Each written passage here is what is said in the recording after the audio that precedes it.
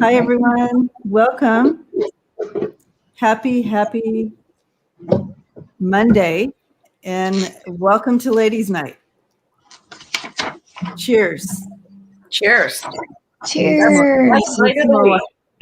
Need more water. How is everybody tonight? Good to see everyone. Ron, good to see you at Ladies' Night. You're always welcome to Always Ladies' welcome. Connie says she's driving. Connie. Okay, don't like this, Connie. Just listen. Driving. Just listen. So welcome to the third show of Ladies' Night, our third episode. This is awesome.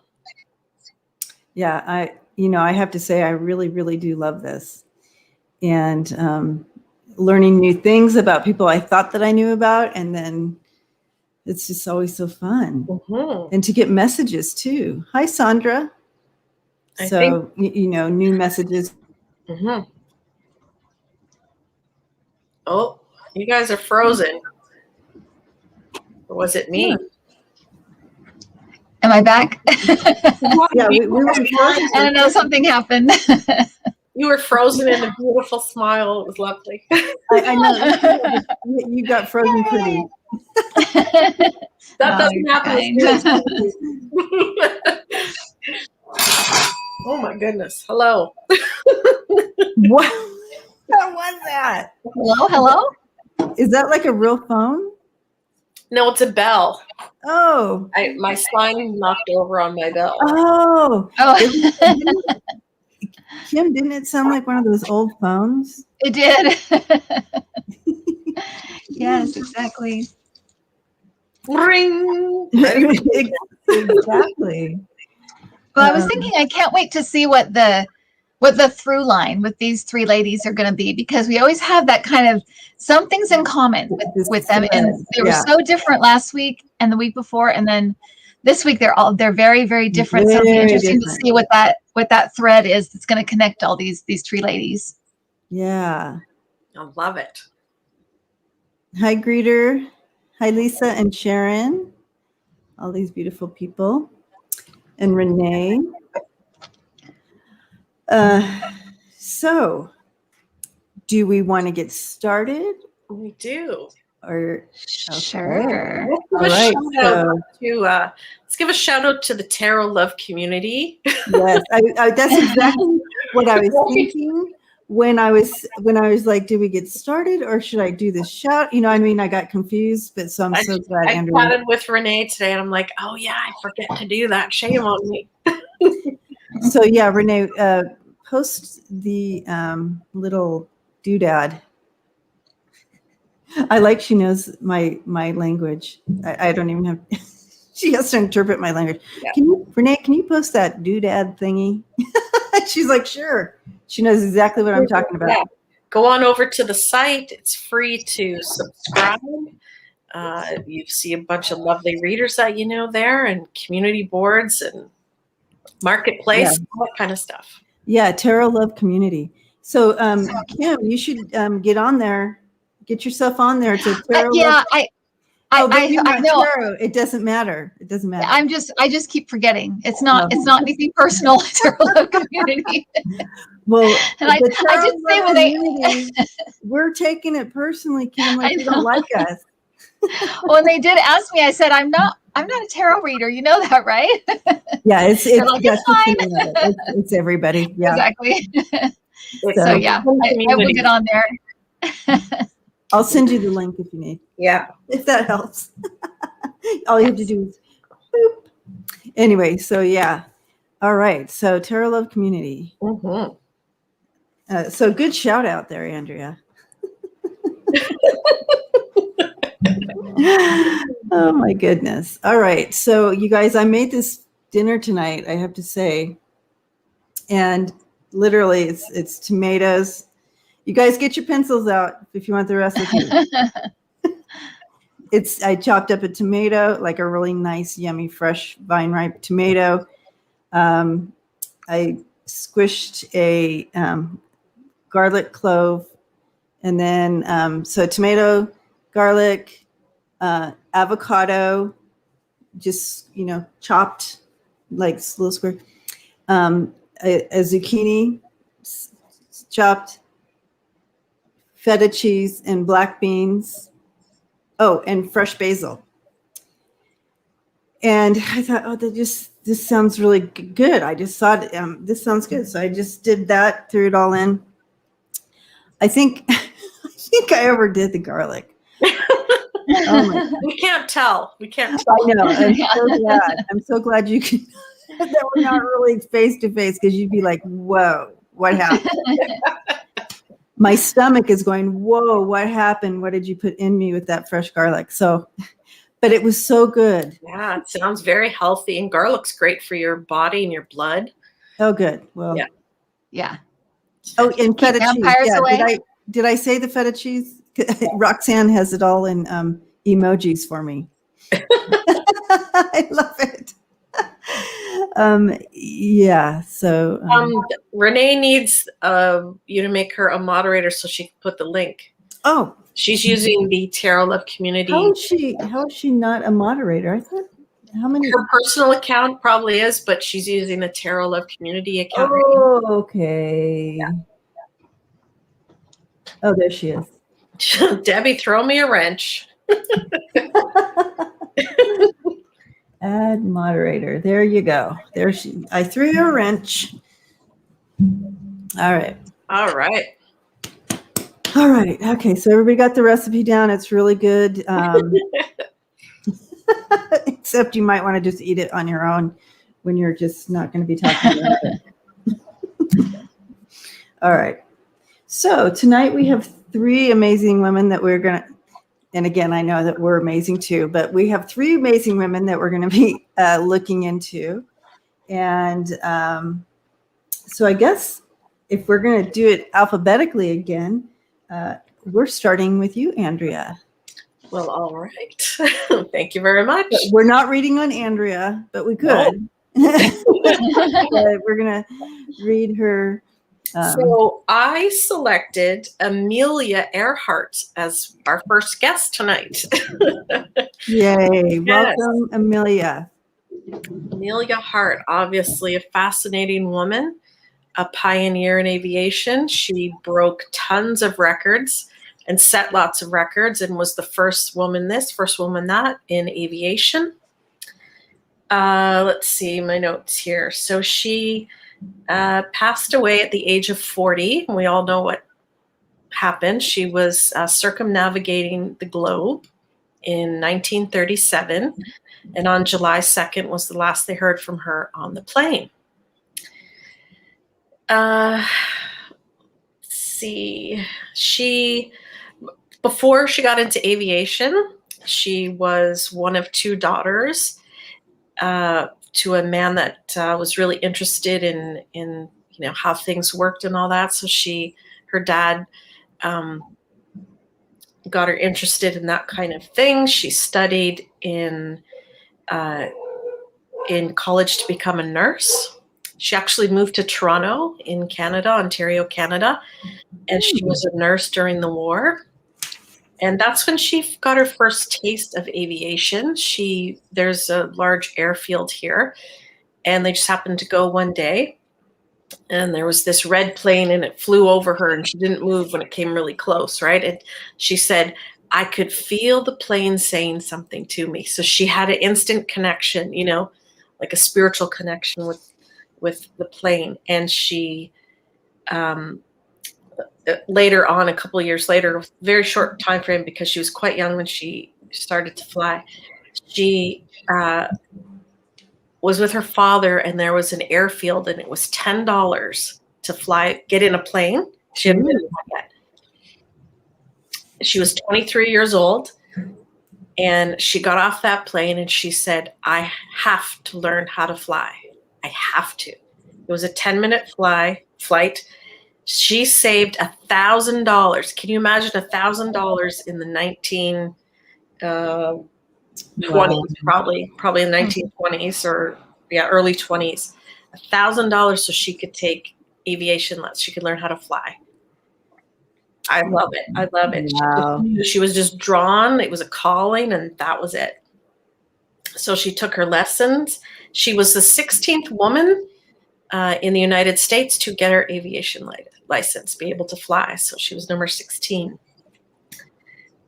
So fast forward, she's breaking all these records. She was the first woman to take a plane the highest it could go, breaking all these other records, and then eventually decided to circumnavigate the globe. She had a crew of a couple other guys. When they got to the last leg before the incident, the gentleman that knew how to access the radio, and he knew Morse code, he decided not to go the rest of the journey because there had been so many incidents. They were supposed to take off, and the plane kind of went off the runway, and he goes, I'm out. So it was just her and the navigation guy, and apparently this navigation guy maybe wasn't so good. I'm not sure. The article said maybe he didn't always know what he was doing. So they were flying. They were supposed to land on an island, and there was a U.S. ship there that was supposed to send radio signals out and whatever, and they could connect with it and know where to land. It was very cloudy that day. Apparently the navigation system and the radio system didn't work. They couldn't connect. The guy in the plane with her, they didn't know Morse code. So it just, as I was reading this, I was like, oh my God, everything that could go wrong went wrong. They could hear her. And this is where I got chills, and I was like starting to cry. The ship could hear her voice talking to them, but they weren't able to connect with her because the equipment didn't work. Like, it didn't match up. Just unbelievable. So they could hear her. She was saying, we're low on gas. This is where I think we are, coordinates. And then basically that was it. So there are different theories that, it crashed into the ocean, ran out of gas. There's also, it may have crashed or landed near an island and they survived, but they didn't know Morse code, so they couldn't signal. And the other option is that perhaps they were shot down because it was during the war, and the Japanese ships or planes might have thought it was an intruder, and that's that. So fascinating. And what I love is that her husband desperately was searching for her. He loved her so much. And she perished in 1937, and he had her legally declared dead in 1939, which was 2 years later. Supposed to be 7 years, but he pushed it through because he was the executor of her estate, and he wanted that money to go find her. What a story. Oh, right. I know, right? Goosebumps. So he did everything. It was the most expensive search in America to that date. And they found nothing to this day. There's claims that there's bones here and there, but anything that's been tested has not.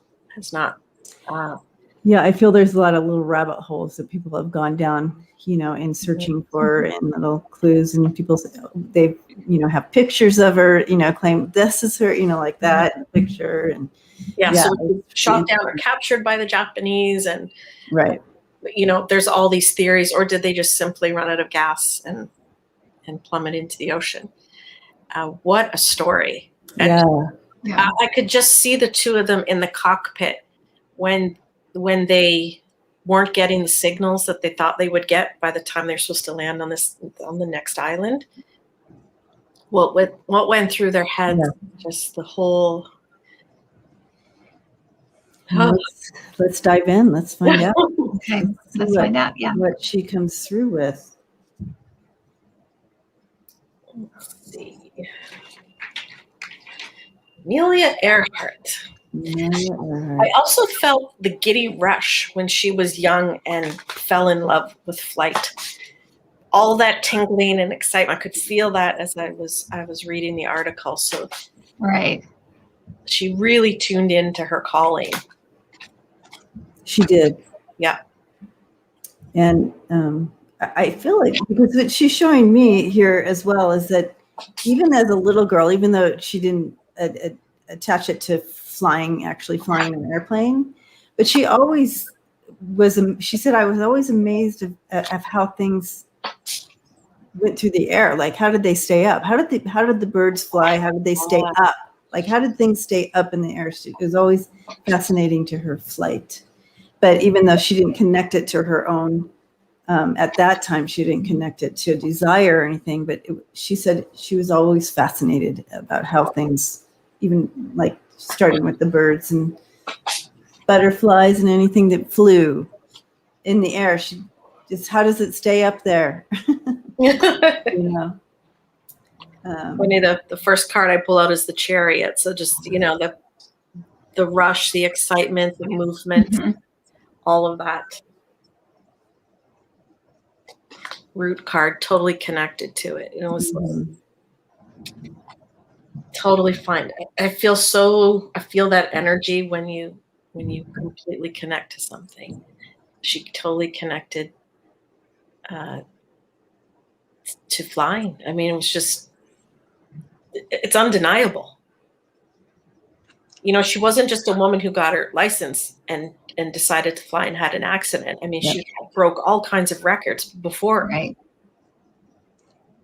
And side note, can you imagine that they didn't think women could fly? Like, really? Yeah. Right. Yeah.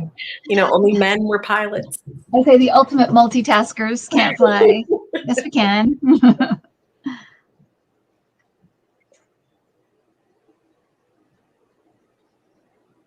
So I'm getting something like that the people that knew her well always knew she could do stuff, but the people that didn't always underestimated her. They never thought she could do it, and then she would prove them wrong. But the people that knew her well knew, oh yeah, she'll do it. Because like people that knew her knew how headstrong she was. But people especially if you told her she couldn't, right? Right.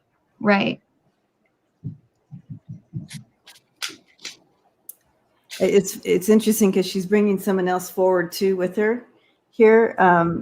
Another woman that was flying as well. I think it could have been earlier than her even, but she wasn't recognized. She was Black. So she wasn't recognized. Amelia was recognized because she was a white woman. But interesting, she's like, no, there's another one. There's right when you said the woman, can you imagine she was the first, woman? She's like, no, here's another woman that pressed through, not only a woman, but she was a Black woman that pressed through. Oh, interesting. To look her up. But anyways, yeah, so she's the type of person, this strength that she's bringing through and wanting to, since this is ladies' night and woman empowering women type thing, she's like, there was never like, no, you can't do this. It was like, yes, I can. And not only that, I will. She always led with this passion of that excitement you're talking about, Andrea. That was like doing things that she was told she couldn't do, like flying or pressing through some of these things. That did excite her. That was a big deal to her to press through and bust open some of these false things that women can't do anything, right? Or they can't fly, they can't do this, you can't drive, you can't do, you know what I mean? All these things that could have and would have been going on at that time. That was part of the excitement. And that's what I'm pulling too. She loved the thrill of excitement, like getting close to the flame kind of thing. Yes. Followed by love. She absolutely loved it. And there we have like the activist, which it was her in a sense, like for women's rights and stuff like that on the forefront. A leader, fearless. That's what I also get, fearless. Very much so.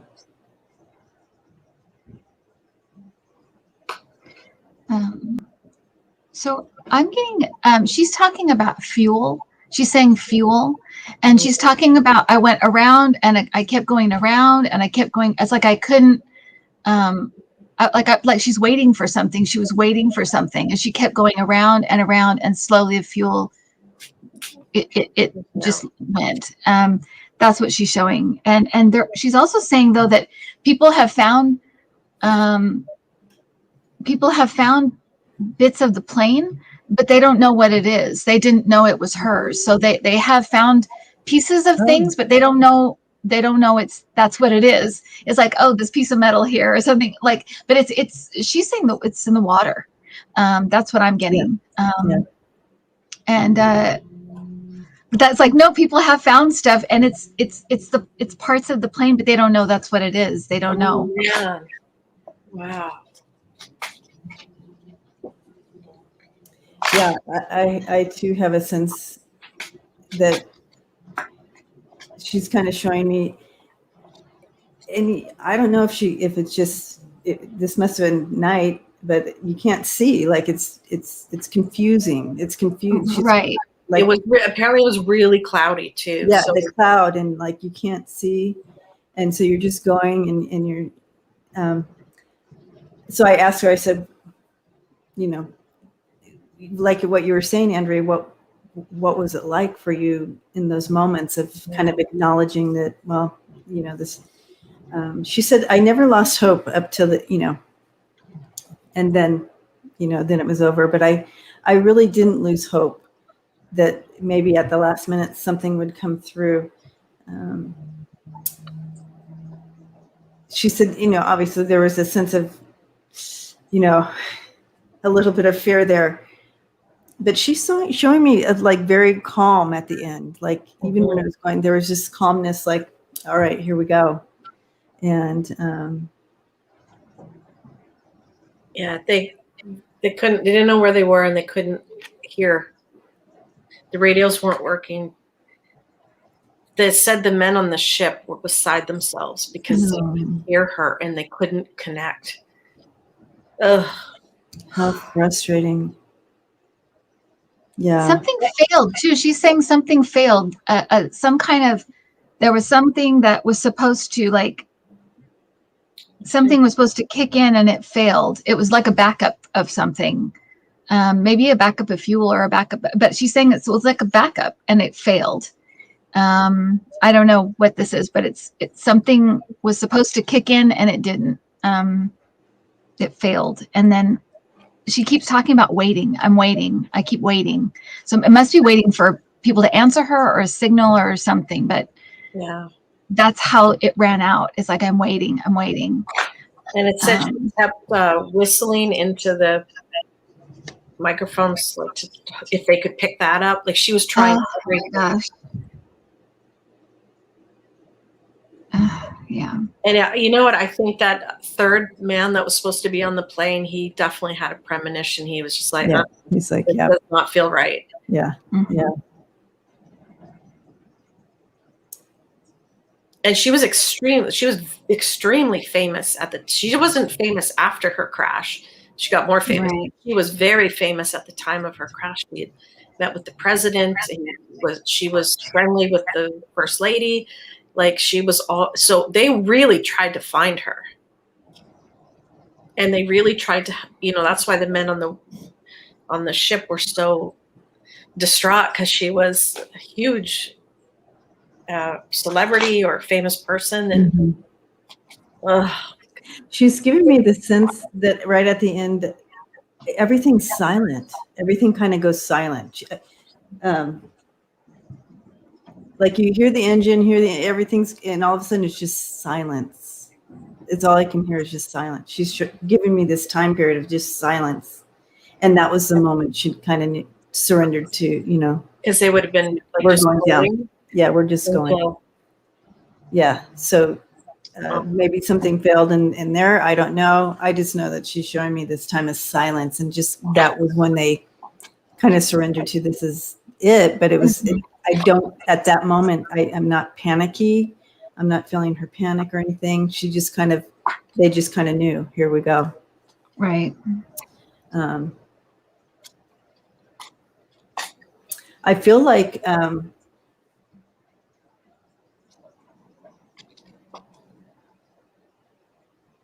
she doesn't even remember hitting the water. You know what I mean? She may have left her body even before Yeah. the impact, because I don't have a sense of that either.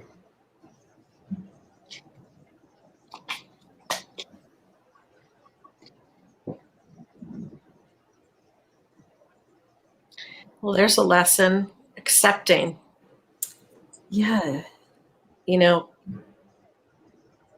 no matter what it is, accept. Yeah, it's like out or, you know, made the last moments awful, but instead she surrendered to the knowledge of, which I'm sure made it much easier. She seems like a very elegant and nice woman, very smart, playful, you know, like a good sense of humor. Mm-hmm.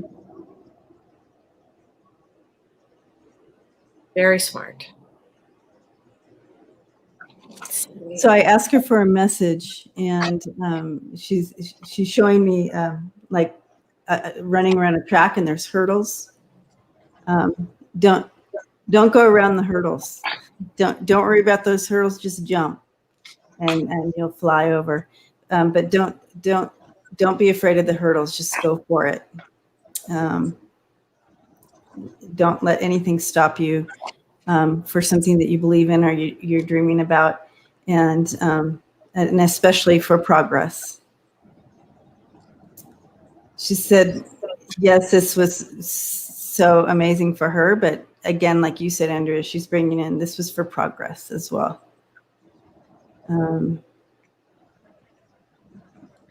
I also just saw kind of like, I'm so glad I did what I loved and that I didn't miss that opportunity. Because she could have been afraid to fly or to go around the globe. Like it was worth it. She doesn't regret flying. There's no regrets. Yeah. No regrets. I'm not getting that either.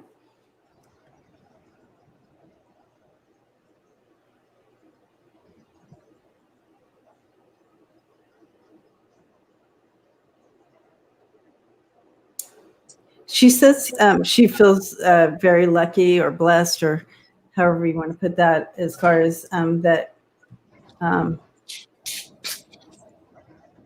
she was kind of like, this was something she wanted to do and pursue, and you know, people in her life didn't squish her down. She definitely was had the right family to support her. Mm-hmm. Absolutely.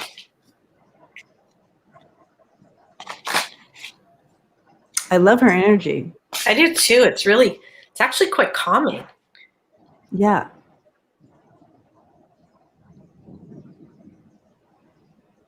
She definitely was good at being alone, though.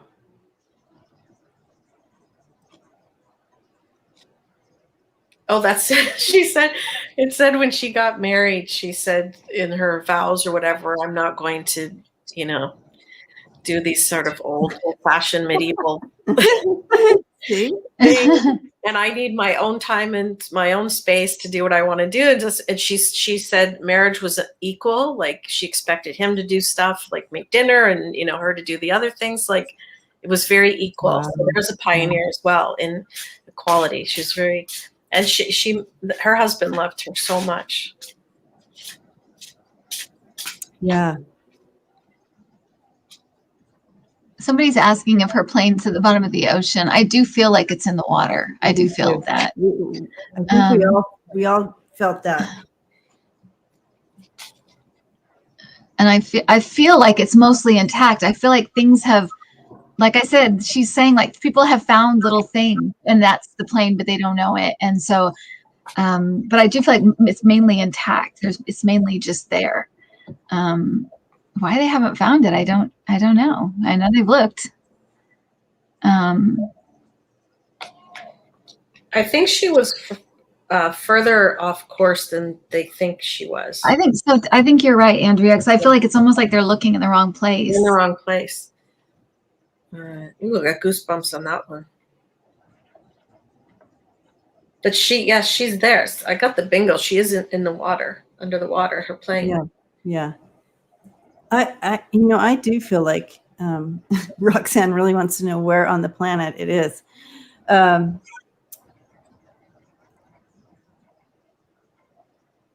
Where was it supposed to be? The island. Let me look up. What just came to my mind? Oh, her plane was called Electra. Electra was the name of her. Ooh.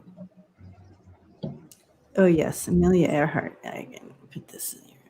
Put it up on the banner.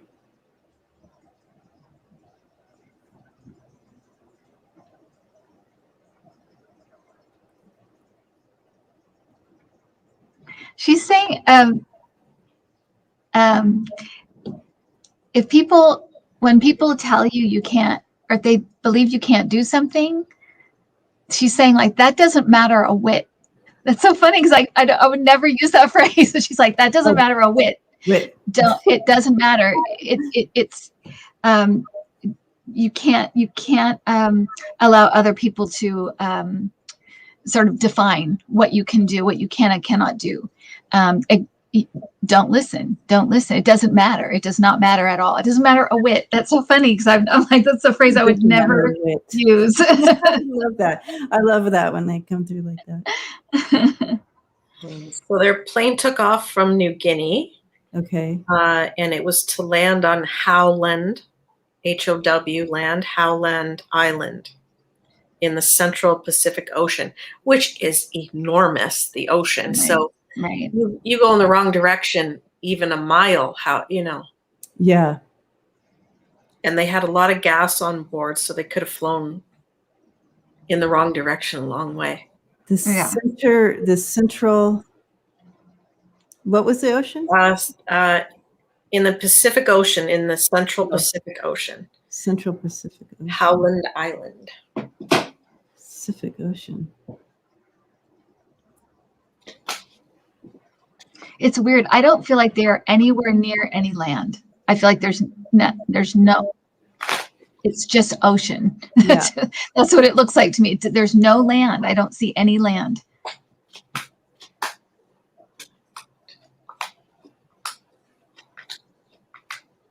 So it's like, we're not even close.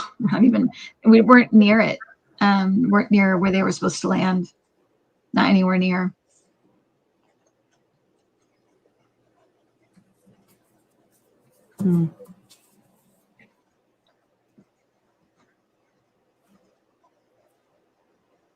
Yeah. They flew right over the ships that they were supposed to communicate with. So they went right over the island and probably either went in whatever direction. Because she knew like how long it should take to get there. But when you can't see and you can't hear anything and you don't see anything below, it's just water. Yeah.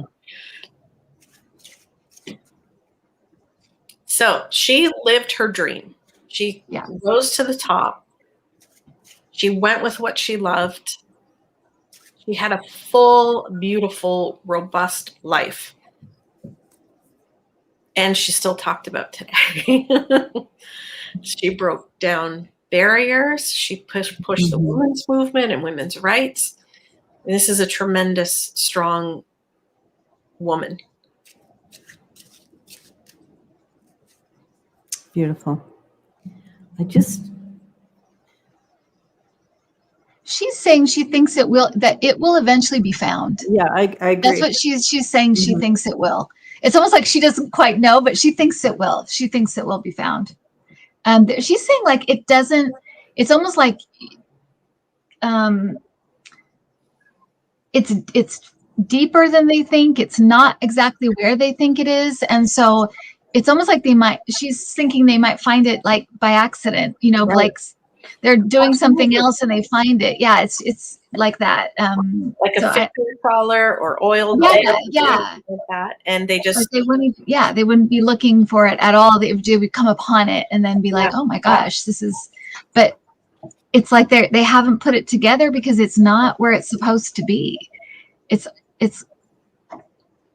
further away. It's deeper too. She's saying it's deeper than they think it is. It's further. It's like farther away and further down. And I feel like at the time they didn't have the capability of going that deep, so they couldn't find it. They had no chance of finding it really. And they spent a fortune. It was, like I said, one of the most expensive to that time frame. Yep. But I do feel like they're going to find it. So I asked for a message and I got the peace card. So she's at peace. You can see her in the egg there. She, like I said, she lived her dream. She has no regrets. Right. No regrets. And as you say, that silence that you heard, Debbie, is like also her being at peace with what was about to happen. Oh, yeah. Wow. I just feel like I want to be friends with her. Like she just. You want to be friends with her, but I don't know how good of a friend she would have been. she really. I mean, not that she loved people and stuff, but she really was kind of enjoyed her. I mean, she was kind of I don't know if it's an introvert really, but socially. Yeah. Because she was probably like, she said she loved to read and she probably was quiet then. Mm-hmm. Yeah. Could be introverted. I just know that she just really did enjoy herself, and she couldn't be bothered with a lot of things going on with her. I think that's true. I feel like she is not very emotional. She's very pragmatic, very practical. And I think that maybe that's what I'm feeling. She have a very high IQ, but not very high EQ. You know, she's very. I mean, she's very. You know, yeah. But so I think you're right. I think maybe depends on which, you know, what kind of friend you want. I think she'd probably be great to go for advice. You know, or ask her a million questions. She's just so smart and she would love that. She wouldn't sit and cry with you. She'd be like, okay, get on with it. Get over it. Get past it.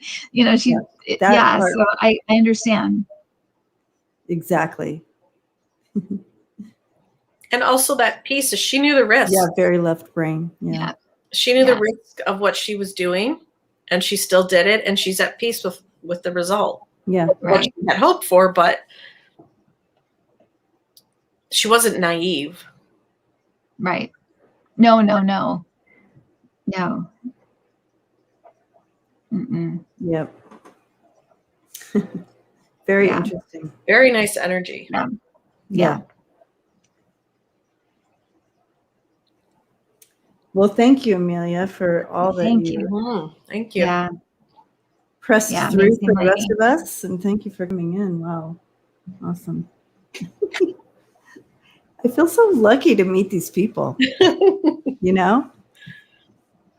It's really cool.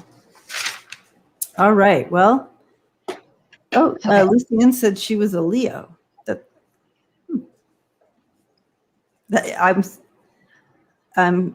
Well,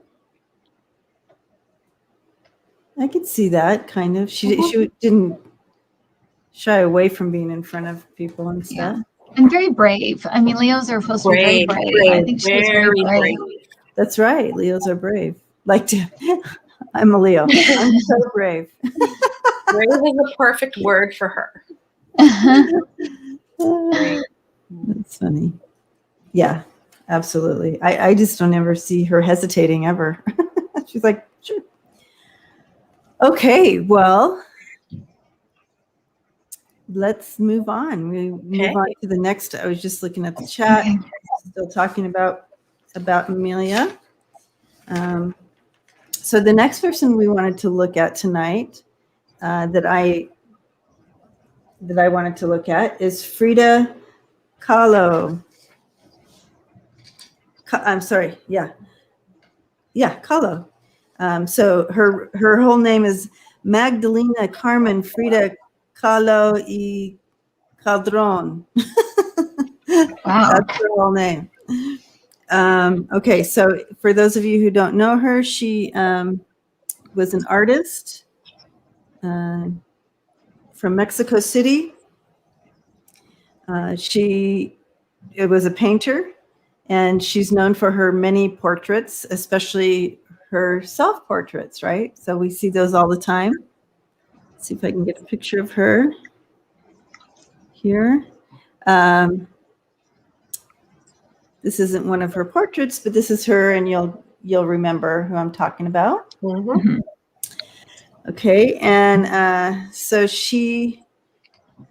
her works were inspired by nature and artifacts in Mexico, and the artifacts of Mexico. She was born on July 6, 1907, and died July 13th, 1954, at 47 years old. When she was a child, she had polio at 6 years old. So being that she was still, one leg didn't grow, her right leg didn't grow as long as her left one because of that. And so she had a little bit of a disability her whole life due to polio, having polio. She was headed for, she was going into medicine. She was going to medical school. But at 18, she was in a bus accident or trolley accident. I think they might have called buses trolley, but I don't know. Because one of her quotes is about being in a trolley accident, right? So, and literally, it's surprising she lived. She was impaled through her pelvic bone, so crushed her. It went all the way through. So her uterus, her pelvic bone, her legs, everything's broken and crushed and all that. So for that accident to happen back then, I feel like she's lucky to be alive. Mm-hmm. But that crushed her dreams of going to the university. So then she reverted to her passion and her love, and that was painting. And she describes her childhood as sad. Her parents were both sick all the time, and there was no love between the parents. And so, so she describes that as sad. So she married this dude. What's his name? Oh my gosh. Diego, who was quite a bit older than him. Yeah. Her. Do you remember how many years, Andrea? Wasn't it like 30 years older than her? I mean, it was quite a bit. Quite a bit. And he was an artist too, right? Yes, he was an artist as well. So they did a lot of traveling together. They did a lot of the art, but he also had 2 other wives or something weird. Common law wives. Yeah, 2. He had 2 other. He married her. He married her. Okay. Yeah, she had interest in politics. She joined the Mexican Communist Party in 1927.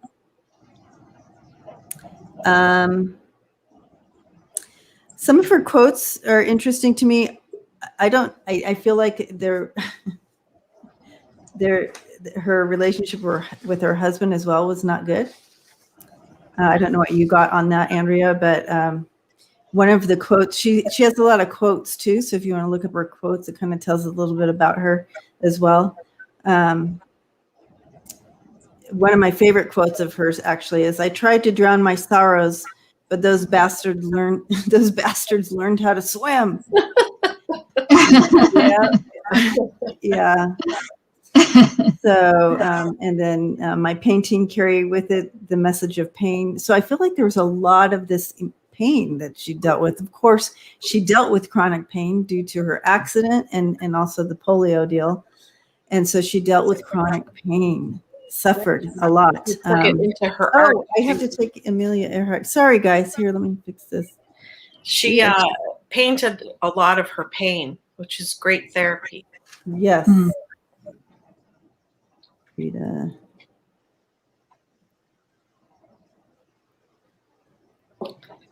And she lived she was 47. And when she passed away. Yeah. The quote that her dad had, the quote of her husband, who could have been her dad, he was old enough, was, I didn't write it down. Shoot. I'll find it though. But I feel like, again, no, I feel like there were some issues with him. Quotes. What else? My painting. She said, I paint portraits because I'm often alone and I know myself best. So there you have it with that.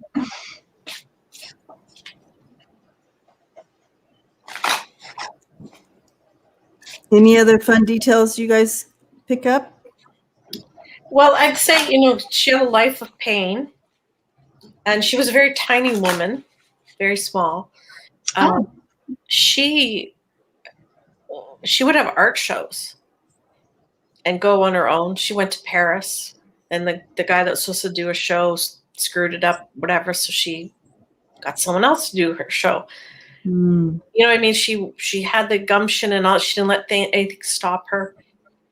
And one of her last shows, I believe she was quite ill, or during one of her shows, she's always got this pain. And she had her bed delivered to the art gallery, and she went there by ambulance and got in the bed and at the art show so she could be there. Oh my gosh. Wow. So just, really strong. Maybe we're starting to see the connection between. Mm-hmm. Oh my gosh, her gumption to get through things. I mean, to come back from that accident and polio. Now I kind of remember I don't have it written down, the other quote she had about her husband, but she said, I had 2 very bad accidents in my life. One was the trolley. The second one was Diego, but Diego's was much worse. Oh, yeah. Oh. Yeah. So, all right. So I'm going to go ahead and let's see what Frida brings in for us. I admire her strength and agility through some really. She could have allowed that sadness to overtake her, but instead she turned it into something else. I'd love to know more about that from her. So well, I see the power in her art, literally the art card. Oh, wow. Yeah. Ace of Wands. So that was, this broken child, this broken young woman, this broken woman still had a lot of power, and that was with her paintbrush. She didn't have a good spine or legs or whatever the case may be. Right. But she did have power. Yeah. So what's your power, everyone? I know. What's your power, guys?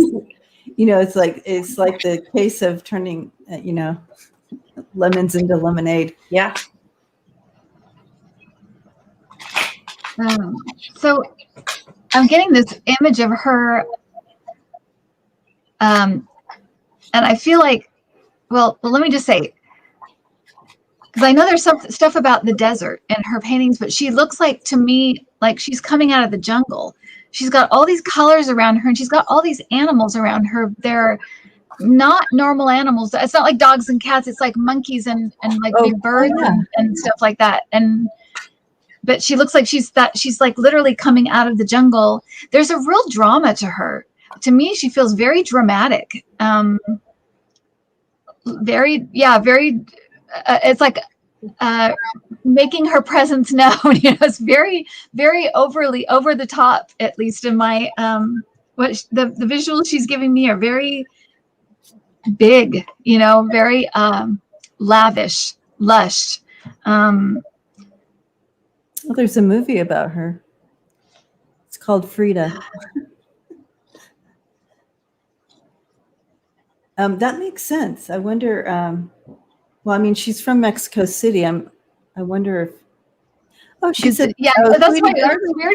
It doesn't look like Mexico to me. No. I mean, it looks like it. I mean, and look at these animals all around her. Yeah, one of her paintings is like that. Sweetie Darling is saying that one of her paintings actually looks like that. Yeah. Oh, okay. Like jungle and. Well, maybe that's the painting she identifies with or something. Maybe that she feels that's most her or the most revealing about her. I'm not sure, but she comes through very dramatic. I wasn't expecting it. Like she's a wild animal. You can't. Yeah. Well, she had to be, part of her, she had to be. She's telling me that when she was little and going, she never wanted to, how do I say this? She didn't want to be like her parents. Does that make sense? So she didn't want to be, she wanted to have zest in her life. She wanted color. She wanted life. And I feel like there's so much oppression or sad, what she describes sad, but with the illnesses and constant with this, that she literally in her childhood, she said, I made a choice that I wasn't going to be like that. Even though she had polio and she understood sickness, she wasn't going to allow that to be what people saw.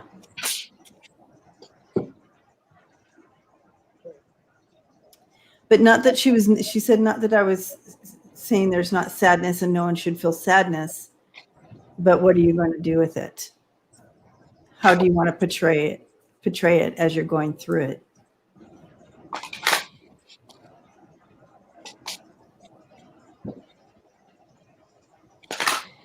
I feel like she had siblings, right? Like I feel like she's showing me a sister. I think she had a couple sisters. Okay. There was one particular one she was closer to, I think.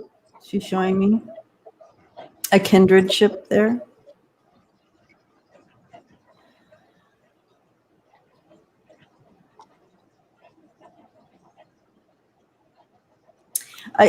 You see the two of them making the best out of things. Like, so always, I feel like they always had this, she had a feeling of, let's trying to make the best out of things. So that would make sense to the lemon and lemonade thing that she talked about as well. But I'm getting that trolley accident was part of her destiny. She wasn't supposed to go to medical school.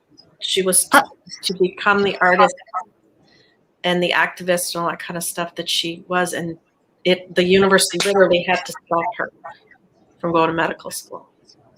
That's weird, Andrea, because I was just getting that her trolley accident was an exit point. She was off track. And it was, she could have, it was like she could have left at that point, but she came back and got on track. But it was like an exit point. She could have left at that point, but she was off. She was completely, she's saying her life was off track. She was not doing what she was supposed to be doing. Came back and straightened it out. So that's weird. Yeah, bringing that to kind of different ways, but yeah, same thing. Because the universe can be pretty powerful when it wants you to hear if you're not listening. Right. Yeah, that was a pretty big tower. Yeah. But it all fell into place, right?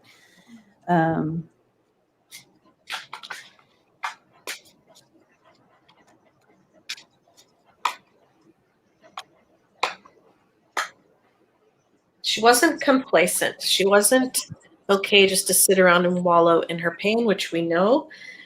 Impatient, kept reaching for more goals. So that's a lot of drive, a lot of ambition. Anybody else could have just stayed in the house, never did a thing. But she kept, I mean, she literally had her bed delivered to her so she could be there. I love that. You know, she had to break through a lot of things too at that time. Break down walls and get through, you know what I mean? Like, and she's showing me troubles with women in her life. I don't understand this, but she's also showing a lot of, even amongst the, you know, even other women trying to tear you down. I feel like a lot of people continue. She fought that her whole life, people trying to just tear her down. And but you can't. They sure didn't. No, she's a lot of spirit in her.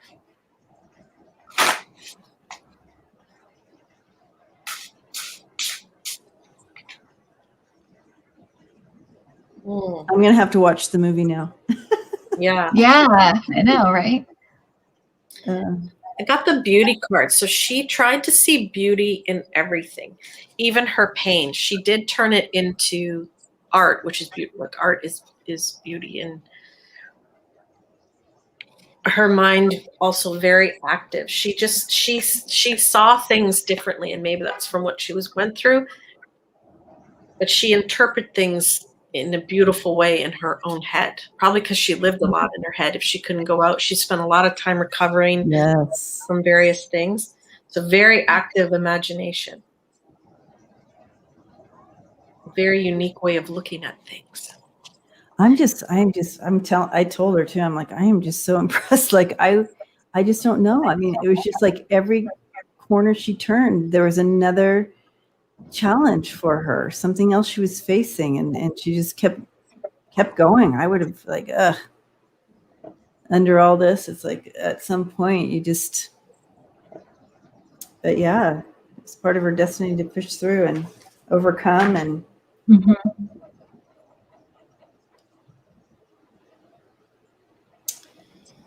Hey, Renee, you want to wrench that? You see that, Renee?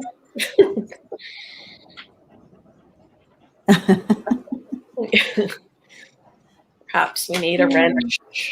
Okay. So she's saying that her dad and her husband broke her heart. Both of them broke her heart. That's part of her, and part of that, and painting was part of the healing of that broken heart. But I almost feel like she never really got over her dad and this man, her husband. It feels like, and I didn't get over it, but that was her therapy though. That was part of the therapy of painting, was trying to get over those heartbreaks. Yeah.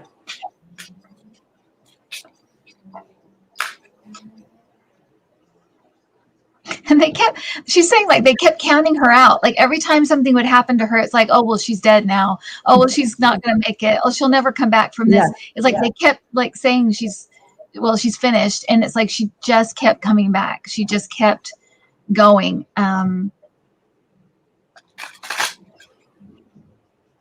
She thinks it's partly because she was a woman. They kept thinking, well, that's it. She can't possibly survive this.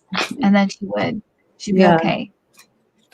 You know, it's so funny because she's like, I feel so honored that you wanted to talk to me. Like, why are you bringing me in, you know, to the women empowering women? And I was just like, well, look what you did and pressed through of all this stuff. And she's like, oh, you girls can do that. You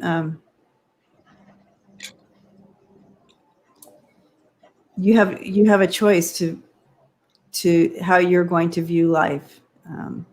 You can view it as the enemy, or you can view it as an adventure. And she said, I was way too passionate to allow life to take me out. That's what I felt like, the flame or the fire. Yeah, this fire in it. Yeah. So what do you have out there, folks? What's your flame? What's your fire? What gets you? What do you not lay down for? What do you keep fighting for? Is it flying a plane? Is it creating art? Ooh, that's a good question. How does she feel about the movie? Ooh, I just pulled Guardian Angel. I wonder, I think she definitely had someone close by her all the time, because she went through these things, but she was, she didn't die from them. Her angels were around her to help God. She was meant, some people are just predestined and you can see it and there's no doubting it. She's one of those.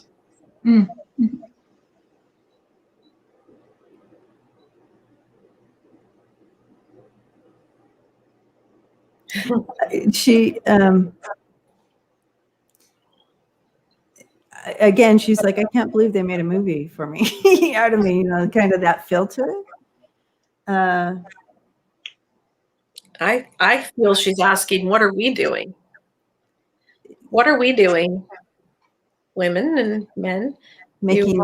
How are we making some changes? How are we making changes? How are we making advancements? What are we actively trying to make better? And also back to the movie, she's saying she likes who portrayed her. She's honored, and of course it's a movie. You're not going to get it all right, but she said they did a good. She feels honored by it. That's pretty much all she's saying about that.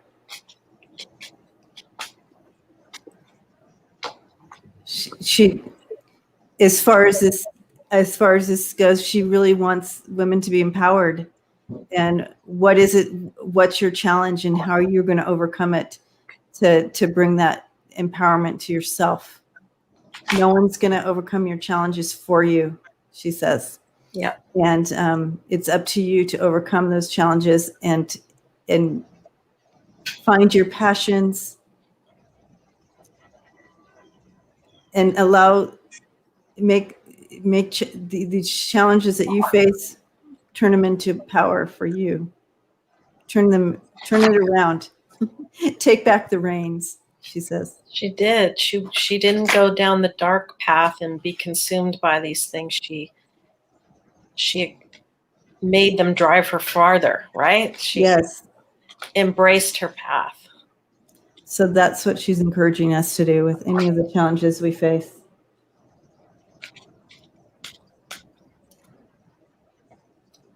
And she says it's all perspective too. Don't compare your challenges with one another.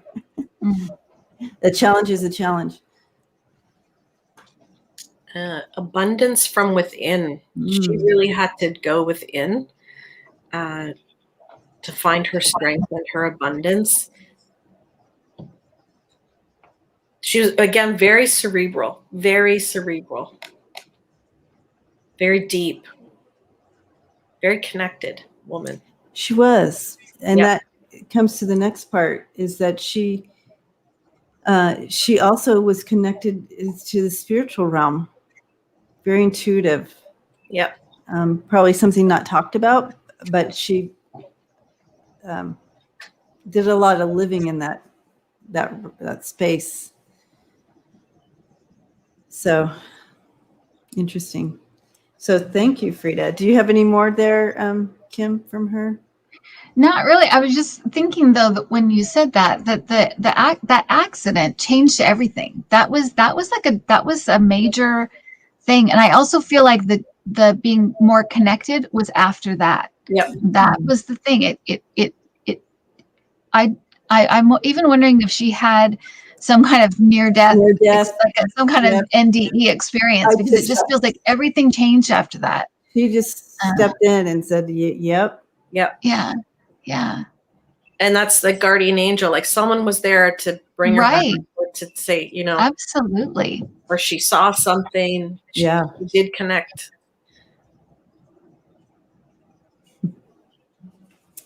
All right. Oh, wow. Very, very, very interesting woman. Yeah. Well, thank you, Frida, for hanging out with us today and passing on your messages of empowerment.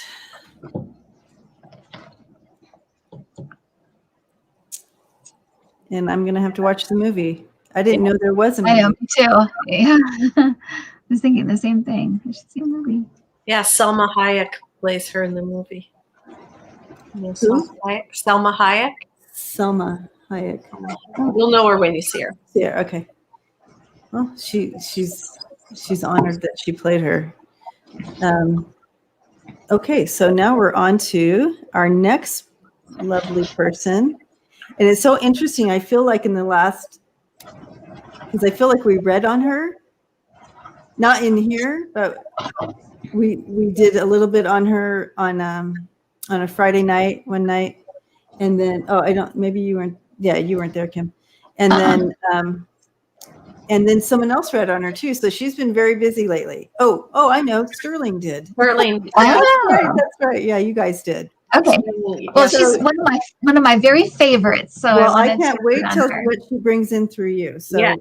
I've never read on her before, but okay. So we're going to read on Lucille Ball.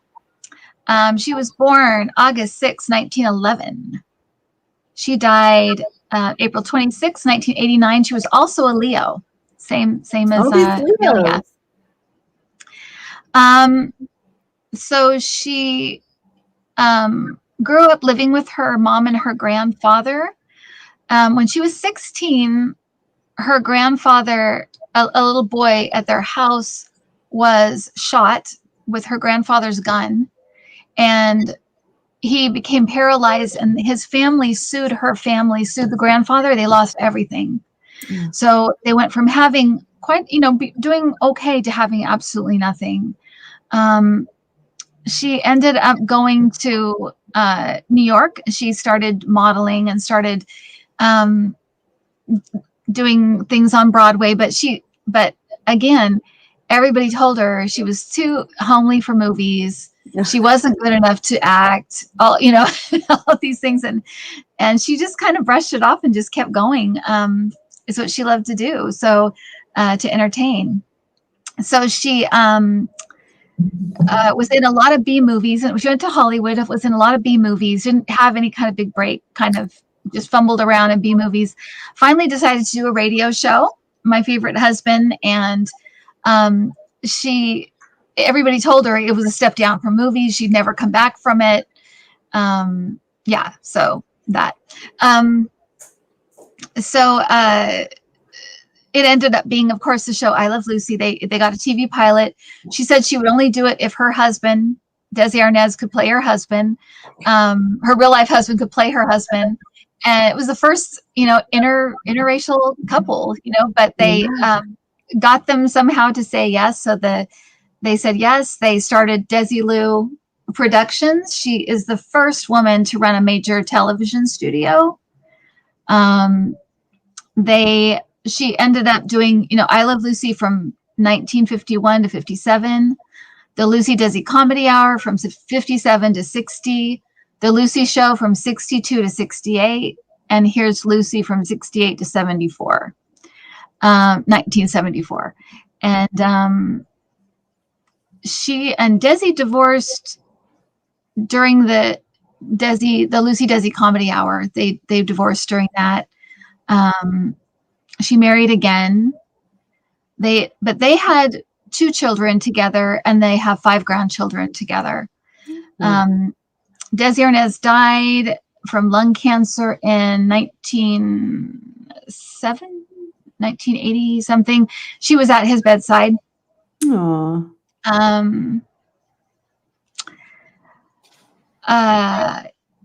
She won 4 Primetime Emmys. She's won a ton of awards. But it's interesting. One of the productions one of the shows that Desilu Productions was responsible for with Star Trek.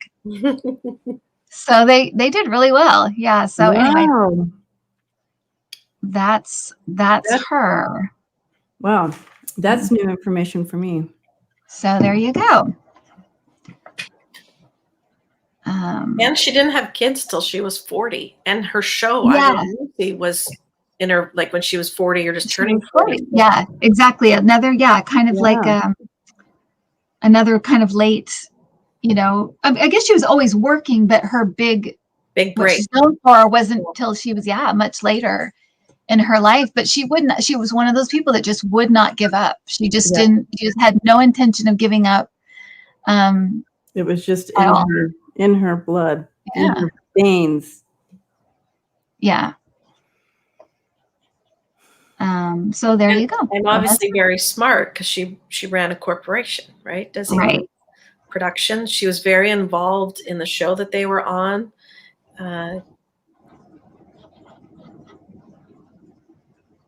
Very smart, very talented. Yeah, I feel like with that being said, that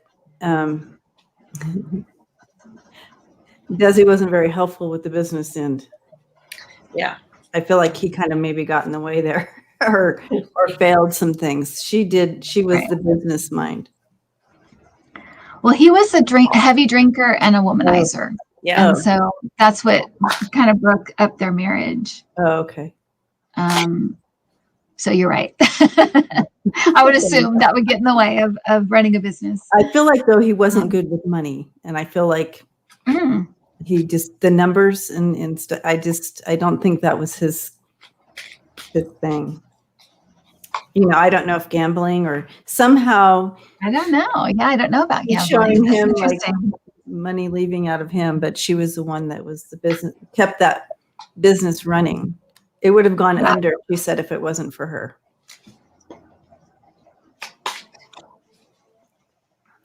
A lot of passionate fights. Yeah. I feel like it's interesting because I feel like she is, as we're talking about that, I feel like she's like, I wished I could have put my feelings aside longer so that we could do more together, because she felt like they were never as good apart as they were together with the stuff with their creativity.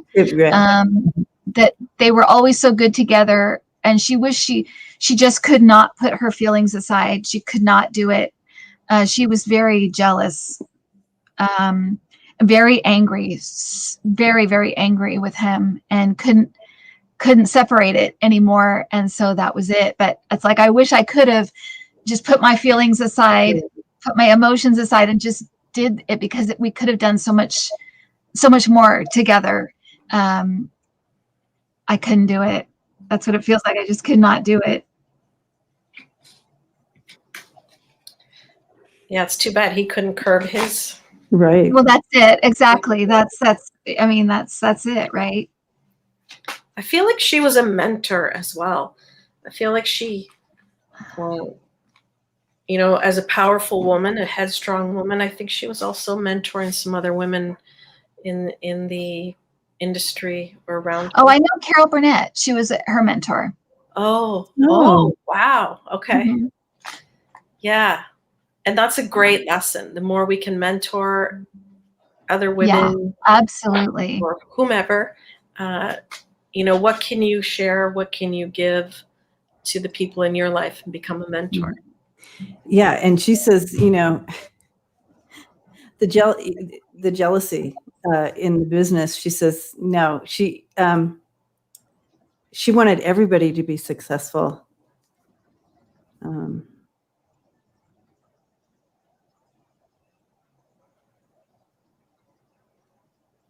She wanted people to succeed. She like you said, Carol Burnett, but there were some issues, obviously that she had with the people that she worked with on screen. But it was, nothing that it wasn't. I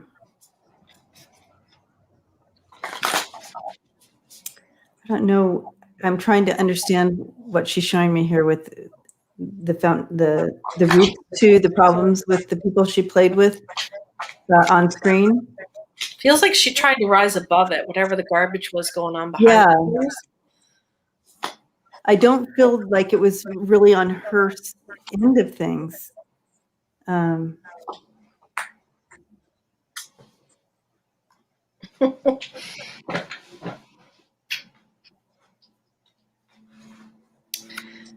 This literally looks like her boldness,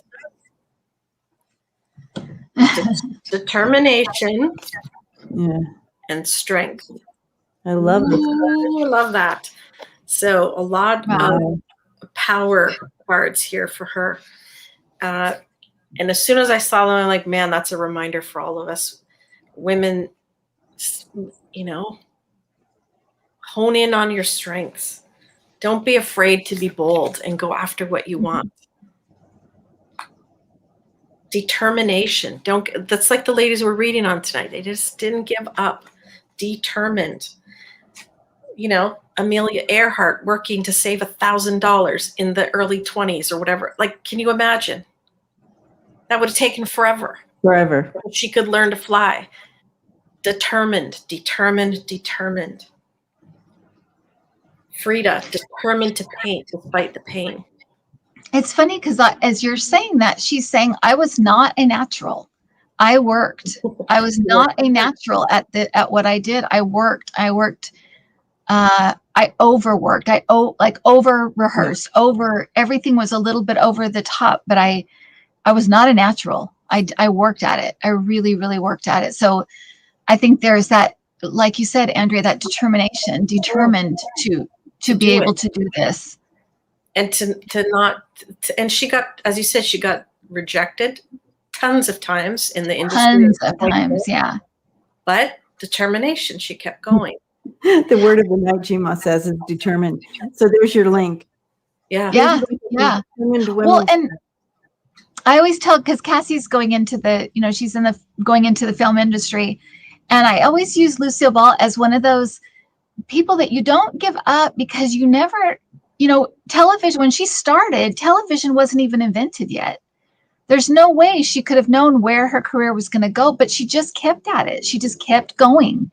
Eventually she found her place, but when she started, television wasn't even around. She would never have been able to know that, but she just kept going and assumed she'd find her footing somewhere, assumed she'd find a place where she fit somewhere. It's that determination, not giving up, Not giving up. And another thing she didn't give up was herself. Right. Someone said, she was the first woman on TV to show their pregnancy. Right. That's true. Yeah. She wasn't afraid to push those edges either. And all the women we looked at tonight pushed the edges.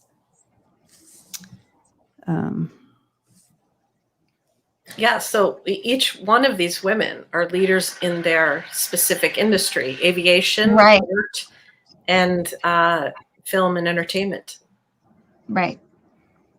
The entertainment business, because she did work behind the scenes as well. So pioneers, advancing. We stand on their shoulders with gratitude. Thank you for what they've done. Very, very lovely women tonight. Lucille Ball. And it's funny, I read somewhere too that, or did Sterling say that she wasn't very funny? She didn't think she was very funny, but yet she's known for comedy. Yeah. Maybe she didn't think she was very funny in her everyday life, but my goodness. Oh, right. That's what he said. He said that she, if you talk to her, people were waiting for her to say something funny or do something funny. She's like, I'm not funny. But, I was asking her right now about kind of what was it like at home with you, how behind the scenes, when you were off the clock or away from the camera. And she said, I was always trying to find something new, new inspiration or something new to do, always looking for some new inspiration. Like what to do next? What can I do next? What can I do next? Kind of like that. Right. So, because I thought, like, do you sit and read? Do you, what do you do? But always striving for new inspiration. It's like she continually filled her brain too. So yeah, the chocolate conveyor belt scene was funny. I just saw that too, Lucian. Recently it came across something. I was just asking her for a message. She said, don't smoke. Isn't that interesting? Don't smoke. Yeah. Did she smoke? Because So, I was seeing her smoke, and I'm like, yeah. Because when I asked her, what did you do behind the scene? And I'm like, I don't remember ever hearing that she was a smoker, but she's smoking. Yeah, I believe she's saying she regrets that. She's saying, and that's right. So one of her the main sponsors they had was a cigarette company. But she's saying I regret that completely, but they didn't know. But she's kind of like, we kind of knew. It was just that we didn't want it to be true, that it was bad for you, that because everybody was I guess addicted, I guess. But isn't that interesting? I expected her to say, I don't know what I expected her to say, but I did not expect that. And I know he died of lung cancer. Desi Arnaz died of lung cancer. That's right. But that's interesting because when I saw That's her, weird. she threw herself back up and, onto this chair and her legs up. Because when I asked her, I said, what do you do off hours? And she shows me this whole thing, and she's smoking. I'm like, I didn't know you smoked. And then, so when you said that, I'm like, oh, okay, so you just backed it up. And yeah, that's so funny. That's interesting. I was not, I knew that about her. I knew that they smoked on the show. It was the 50s, everybody's, but I did not expect that answer for some reason. I just did not expect her to say that. That's so funny. Oh yeah, in the commercials. Yeah, that's so weird. Yeah, no, I didn't know that she was a smoker. I felt like I knew that Desi smoked, though. I felt like I knew that, but I didn't know that she was. So I was surprised. I'm like, I didn't know you smoked. So interesting. Fairy magic, which I think is appropriate for her. She just had that little touch of magic or sparkle. She was so beloved, on the television, and still today. There was just that sprinkle of fairy dust or whatever you want to say on her, where it just came through. And then, she got rejected because she wasn't the prettiest in Hollywood or whatever the garbage was they told her.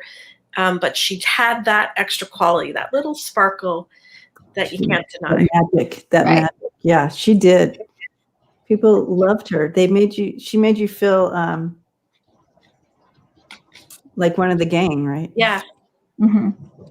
Like everybody could be one of the gang. If she was one of the gang, everybody could be one of the And just how silly. Like that other lady that worked with her, Ethel. Vivian Vance.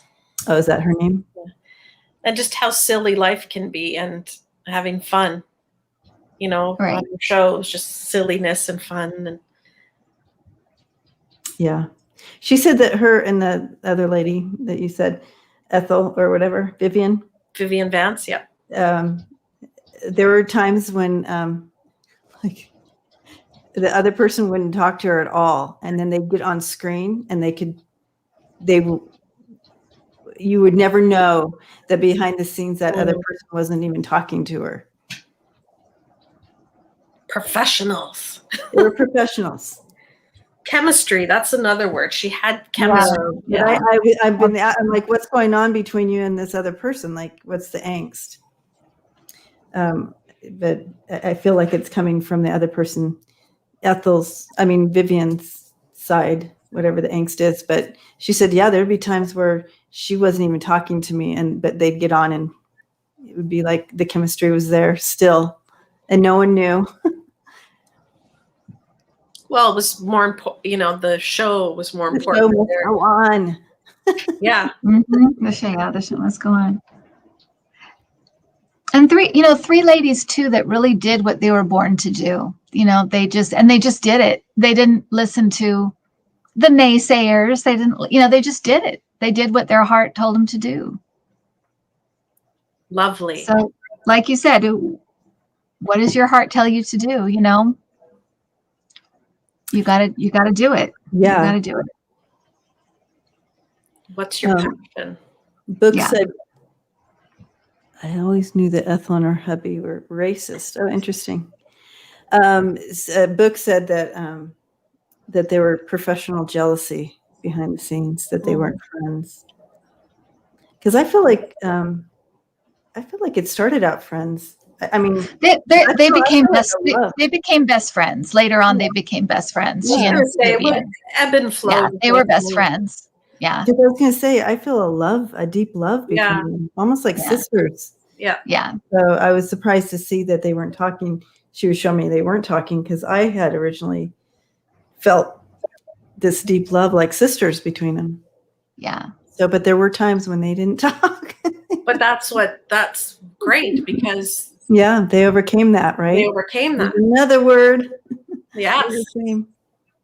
Overcame. They realized what was important. Yeah. That's beautiful. Well, good. Yay. Some good lessons. Lucy, you've been busy this week coming in. Kidding. Connected. Love doing this show. She loves her kids, you guys. Aw. Loves. And her grandbabies and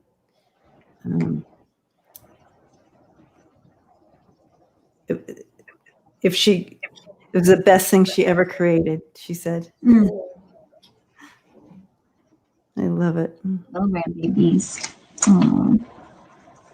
Well, thank you, Lucille. Thank you. Wow. Thank you. See, it's so fun to be able, I am always like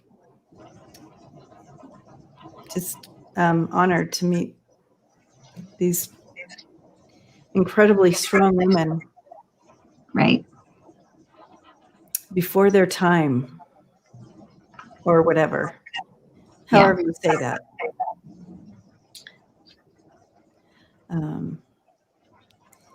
Let's see. Okay, guys. So are we on Andrea's next time? Yeah, we're back to Andrea's channel next Monday. That's right. Before we go, why don't we I know